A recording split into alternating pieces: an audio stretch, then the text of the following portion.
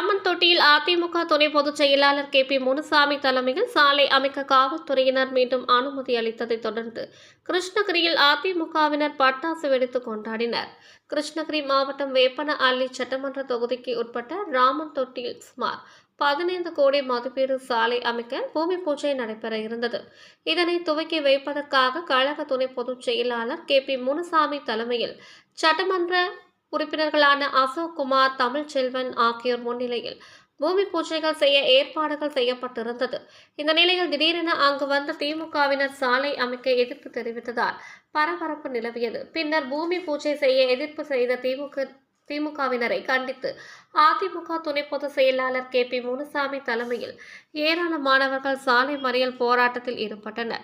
இதுகுறித்து தகவல் அறிந்த ஏடிஎஸ்பி சங்கர் தலைமையில் 100க்கும் மேற்பட்டவர்கள் போலீசார் குவிக்கப்பட்டு பேச்சுவார்த்தையில் ஈடுபட்டனர்.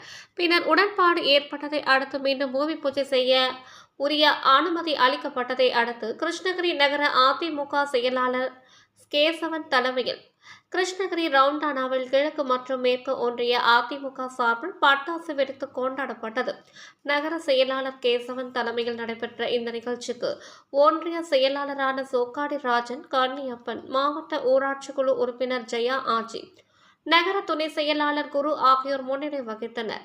மேலும் கிருஷ்ணகிரி சிறுபான்மை பிரிவு மாவட்ட கழக செயலாளர் மக்பூல், அதிமுகவை சேர்ந்த பூசாரிப்பட்டி ரமேஷ்குமார், சரவணன், கொடில்லா, ராமலிங்கம், வின்னர், நாகராஜ், ஸ்ரீதர், ஏஜாஸ், ஆவின் வெங்கடாச்சலம், கமல், செந்தில் உள்ளிட்ட ஏராளமானவர்கள் கலந்து கொண்டு கோஷங்களை எழுப்பினார்கள்.